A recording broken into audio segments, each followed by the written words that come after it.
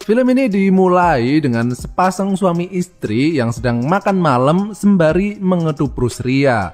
Dia ini bernama Satomi dan Yuji. Nah, di sini mereka ini tengah membahas keuangan mereka yang dirasa tambah lama kok tambah menipis gitu. Apalagi di masa pandemi kayak gini ya, Rek. Udah lombok mahal, belum kopi, rokok, semuanya itu hasil ngutang ke warung ya. Jadi mereka ini pusing gitu memikirkan pendapatan mereka. Nah, keesokan harinya terlihat Satomi ini hendak pergi ke Indongapret untuk beli roti kempit. Dan tiba-tiba di tengah perjalanan dia ini dicegat oleh seorang pria tak dikenal dengan tampang mesum kayak kalian itu. Dia ini bernama Yasuda dan Yasuda ini menawarkan sebuah pekerjaan kepada Satomi. Namun karena tampangnya itu mencurigakan, Satomi ini hendak menolaknya. Tapi bukan master chef namanya ya kalau nggak bisa berkelit dari masalah seperti ini. Yasuda kemudian mencoba melihat tangan Satomi dan mengatakan bahwa tangan seperti miliknya ini cocok banget bekerja sebagai tukang pijat. Dan Yasuda meyakinkan Satomi bahwa pekerjaan tersebut adalah pekerjaan yang bener yo, bener-bener enak. Dan karena Satomi ini terlena oleh kata-kata manis bujuk rayu setan Jimbe, akhirnya Satomi pun mau mengikuti tawaran Yasuda. Dan film ini pun dimulai. Tukang pijat tongkol jagung. Sesampainya di tempat kerja Yasuda, kemudian Satomi disuruh untuk mengganti baju, sementara Yasuda akan menunggu di ruangannya.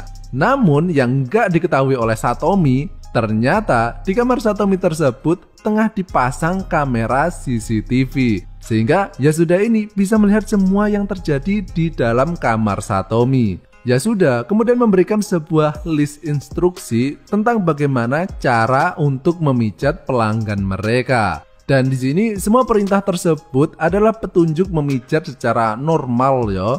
Kemudian terlihat pelanggan pertama Satomi, dia ini bernama Okada. Dan Okada ini baru pertama kali datang ke tempat pijat seperti ini. Jadi dia ini agak grogi gitu ya.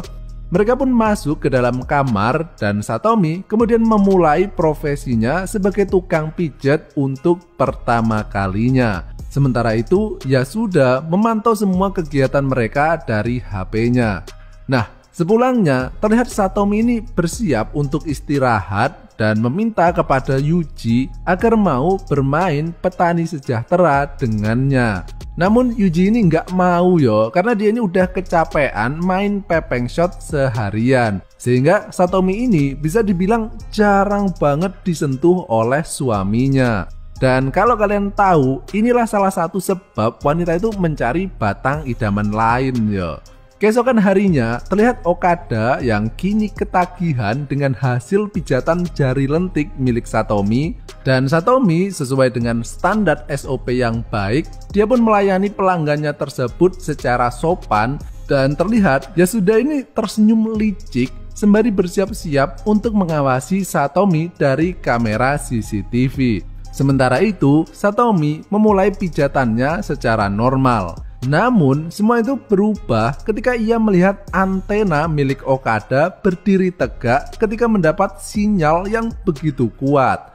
Dan karena Satomi ini lama banget nggak pernah disentuh sama suaminya ya, akhirnya bisikan setan pun muncul yang membuat tangan Satomi ini secara tidak sadar bergerak menuju ke antena tersebut untuk melemaskannya. Sementara itu, Yasuda yang mengawasi kerja Satomi dari kamera CCTV, dia ini kaget melihat kejadian tersebut. Yang sebenarnya hal inilah yang ditunggu-tunggu oleh Yasuda.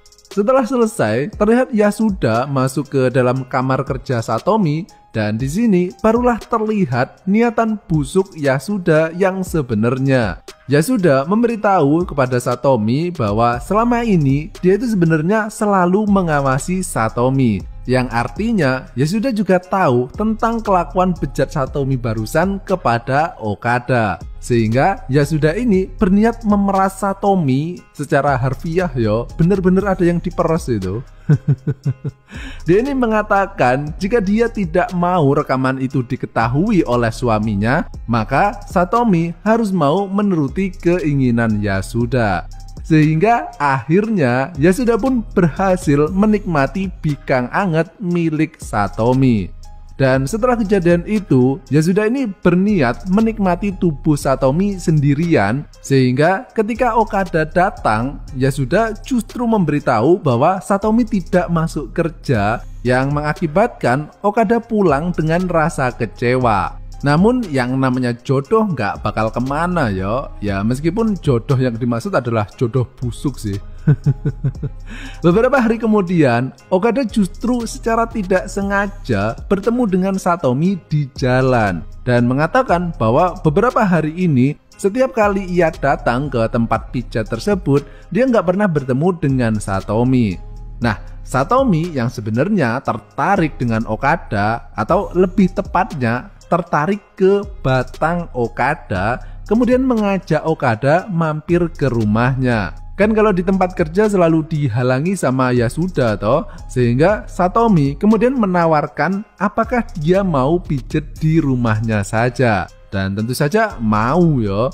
Dan seperti yang kalian duga, akhirnya yang Satomi pijet juga bukan tubuhnya, melainkan tongkol jagungnya. Dan mijetnya juga nggak pakai tangan ya. Ada yang tahu pakai apaan? Nah, setelah kejadian itu, kemudian Satomi memutuskan keluar dari pekerjaan laknat tersebut. Dan Satomi ini nggak takut ya dengan ancaman Yasuda, sehingga kini terlihat Yasuda tengah mencari target lain. Sementara itu, meskipun Satomi sudah berhenti menjadi tukang pijat, namun dia ini masih menjalin hubungan dengan Okada sebagai tukang pijat pribadinya. Dan semua hal itu tidak pernah diketahui oleh suaminya sama sekali. Sehingga meskipun Satomi ini masih kesusahan keuangan ya, setidaknya dia kini sudah tidak kesusahan masalah perbatangan. Dan film busuk ini pun berakhir.